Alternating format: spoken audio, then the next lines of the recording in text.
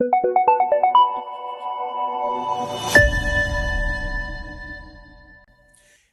welcome to the Mod Squad, where we're just a group of friends talking about anything pop culture and bandbox related.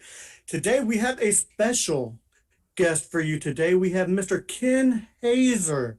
He has done the Stephen King four-piece art set. He has done the three-piece Universal monster set, and he has done the three-piece current slashers monster set, however you want to phrase it.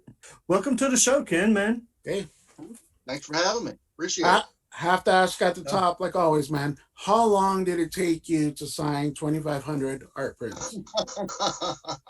That was a solid week of doing nothing but signing, like about 7 days. Did you have that all completed at one time? You had to sign them all? Yeah, they actually sent. I finished all four at the same time, and they sent all four at the same time.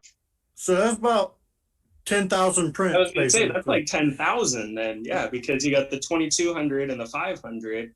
So that's over 10,000. That's crazy. Let me rephrase that then. How long did it take you to that? But damn, a week is it's a minute, man. Damn. Solid week, like maybe 10, 12 hours a day, just sitting there signing. So I got a question for you. How long have you actually been drawing? Like when did you find the passion for drawing? It's something I've always had. Like my mom will tell you stories about how like I was like 2 years old and drawing nonstop. And it's just always something. It was always something I loved. Always loved drawing. It was the way I calmed down, expressed myself. And yeah, I've just been doing it all my life. What kind of medium do you use? Do you use pencil and paper, or do you use a lot of digital format? Because I know a lot of artists now have switched to digital. Yeah, I am mostly all just traditional, like paper, pencil, inks right on paper. I do all the coloring on the computer, but like everything drawn is like I've actually got the originals right here of the new prints. Like that's what the original looked like. Oh my God. That is awesome. That's sweet. See how like I drew Georgie in a little bit. Put them in Photoshop later. Okay. So that's awesome. You put them all together and cut them up, or you did them separate? Yeah, they're all separate, done on like 4 different pieces of paper, and then when I put them together in the computer, they all line up. And thankfully, the print actually lined up. And it lined up really well. Yeah. It did. It really did. But all the coloring was done in the computer, and all that was done as one big piece. And then I think the printer actually split it up into 4. Who was your favorite? This is from Michael. Who's your favorite character to draw? Probably Venom. Venom? Yeah. I was reading the article, and you said you hadn't really touched Venom, and that was about a year ago. So you're doing Venom and Spider-Man now, then, I'm assuming? Yeah, I've done a bunch of sketch covers. Haven't done any like real covers for him, but I've done a bunch of sketch covers and a lot of commissions and stuff like that. And he's always fun. And you're liking Venom. Are you doing like the new style Venom from the movie, or the Todd McFarlane's older style? I like the old school. Right. I'm a huge McFarlane fan, so I like that. I'm a huge Todd McFarlane fan. That's awesome. I could watch him draw Venom. What's on tap next with BAM for next year? I know there's something there. You got an idea? If everybody liked the 4-part, I wouldn't mind doing a 4-part again. That's another question I was going to ask you. Do you prefer the 3, the 4, or do you want to try something different? I actually like the 4 because it makes it a nice poster size, and I think everybody pretty much thinks that. Like I was throwing around ideas. I was thinking about John Carpenter for the next one, and just like all his movies and stuff like that. He's got a lot of stuff. There's so much to choose from with John Carpenter. That's freaking awesome. You can go both ways, not only horror. So, you know what? That's what BAM should do, like 2 in horror and then 2 in geek, and they can like a mashup. Yeah, that'd be cool. Yeah, that would be a good idea. Something to pitch to Adam there. Oh, there you go. Yeah. Do you have an artist that has inspired you to draw? Like anybody that you sort of, when you need an inspiration, you may look at their art and get a little inspiration from? Yeah, there's a lot of them. Like probably my biggest one is probably like Art Adams. Anytime he Okay. does anything, post it up on like Instagram or something like that, I'm just like, Hey, what's just up? amazed Yeah. what he's still doing. When And you did the three Awesome. prints for BAM, did you know that the following year you were going to do the next three, or was that a conversation that happened later? yeah, that was actually something later. Like I did the three kind of like to stand on their own, and like the idea of another three, and tried to merge it with the original plan before the Stephen King one was I actually started laying out another 3-part underneath of that. It would have been Hammer Horror, like all the Frankenstein, Hammerheart. Ooh. all that stuff over there. But I kind of like Oh, really wow. Stephen King one. So maybe we'll go back to that one later. That's cool. That's a good one, but I'd I like to see that. I really love it. like Hint the Carpenter one. I actually got a question, Matt. I know that you co-created the Living Corpse. Yeah. Are we going to see any more Living Corpse coming in the future? Yeah, we've actually got just in case you didn't get, we had a trade paperback that came out a couple years ago called Relics. I don't know if you guys got that, but it's actually being released as a 6-issue miniseries, I think this year, from American Mythology Productions. So they're going to put out those 6 issues. They're coming out pretty soon. Awesome. So if you missed the Kickstarter, you can get it this time. Do you have any Kickstarters or anything that you'd like to promote right now? Nothing going on right now. I think if you check out Dynamic Forces, they have an Indiegogo going on right now where you can actually request like Star Wars characters sketched on Star Wars comics from me. They got a bunch of other stuff. They also got like Stan Lee signed Star Wars comics. So it's a bunch of cool stuff going on right now. You can check it out. I'm going to go ahead and Yeah. here's another moderator wanted to know if you had a chance to do something for the Geek Box. What would you choose? What franchise? The Geek Box would be actually. I would actually. I'm a big Star Trek fan. I don't know. That would be a really cool print to do, like just all Star Trek characters, maybe just all aliens. I mean, there's like thousands of them. So are you talking like the original series, Next Generation, like or like a mashup of just all of them? That would be tight. Then if it's a mashup mashup of all of them. Yeah, I would love to see that. Even throwing some little bit of Discovery up in there, that would be. Do like a 4-part connecting, or one's the original series, one is Next Generation, and Deep Space Nine and Voyager. I would love that. Right after John Carpenter. Yeah. I'm better get on that. So you've actually done a lot of work with BAM. I'm kind of curious how the relationship between you and BAM came about. How did that happen? He just hit me up like one day through Facebook and was like, "Hey, I really dig your stuff. I want you to do." I think the first one I did was Friday the 13th, the Jason print, just the one. And I guess it did good. They kept asking me to come back, and I've actually done a couple covers for them through Dynamite. I did one for Betty Boop. Yeah, that was Brandon's that one up. That one right there. Yep, you got the Betty Boop one.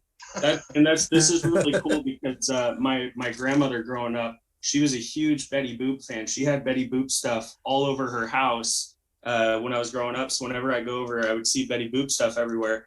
And I hadn't seen Betty Boop anything in years. And when you did this comic book with BAM, and I got this in the mail, I mean, it was just a rush of all of these memories of my grandmother's house with Betty Boop everywhere. So this was pretty cool. I've kept this pretty close to me since I got it. It's pretty awesome. Appreciate it, man.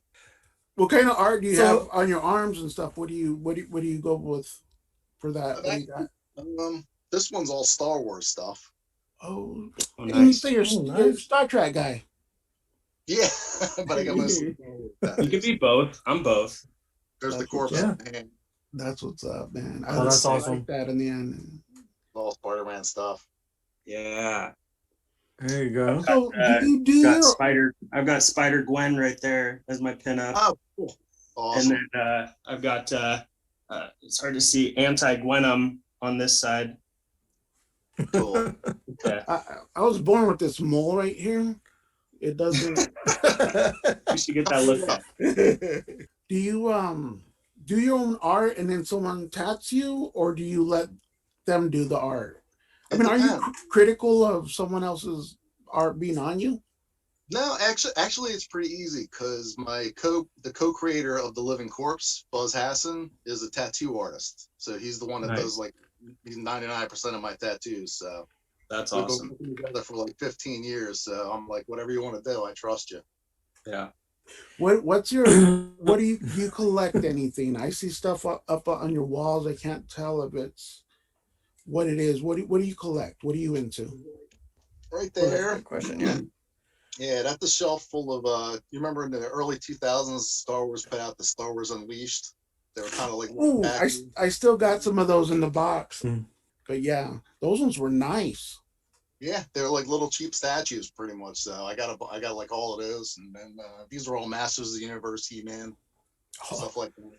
Are those like the legit from the 80s too, Right. or the newer? Yeah, it's actually 80s and then the 2001s and then a bunch of statues and that kind of stuff. I still got all my you can ask these guys, I show them pictures all the time. I got Voltrons, I got my He-Mans, I still got my Ninja Turtles.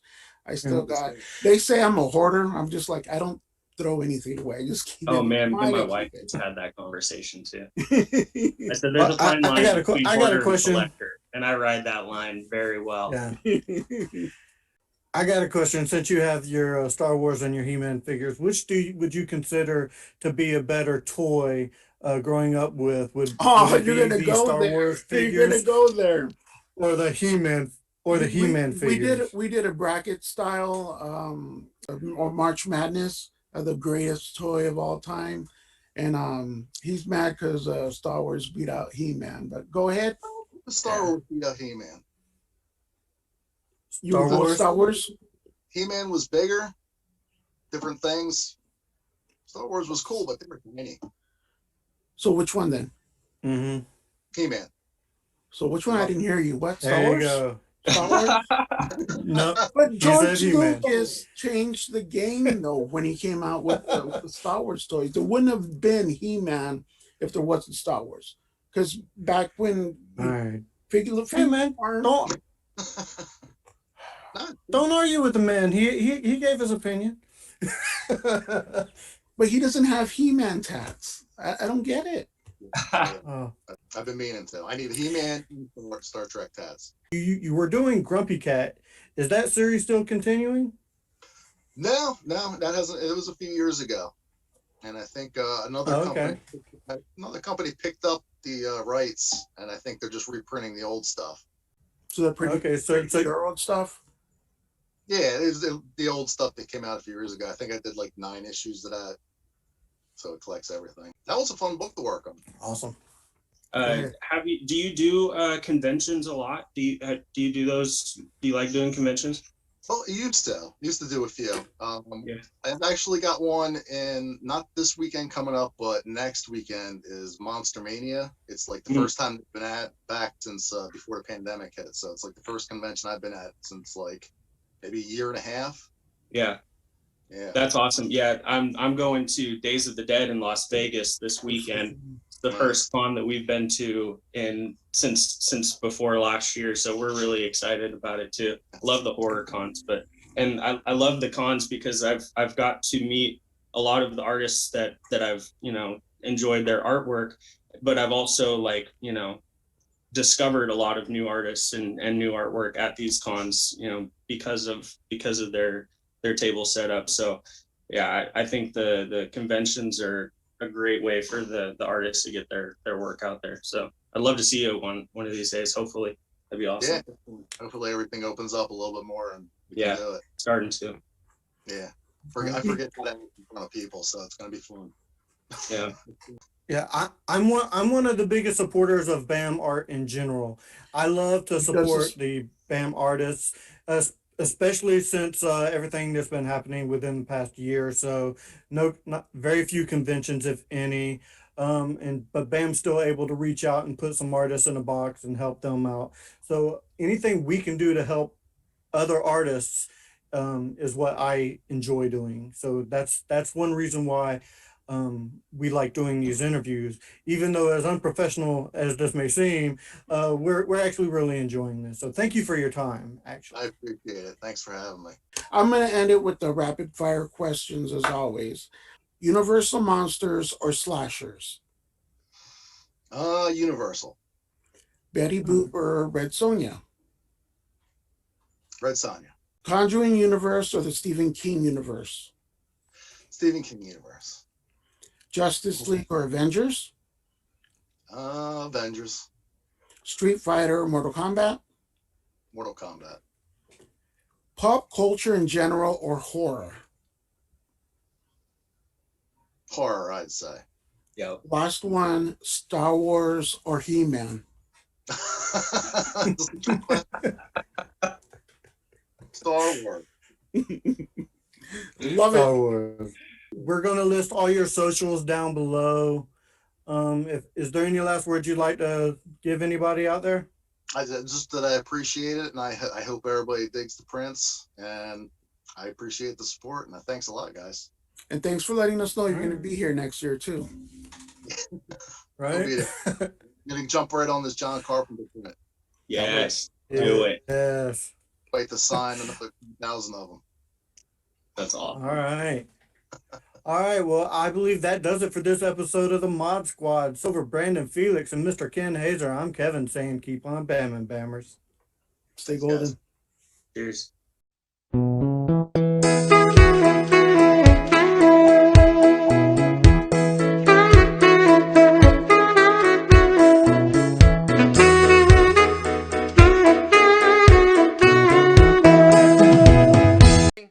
Mod Squad in the house right here.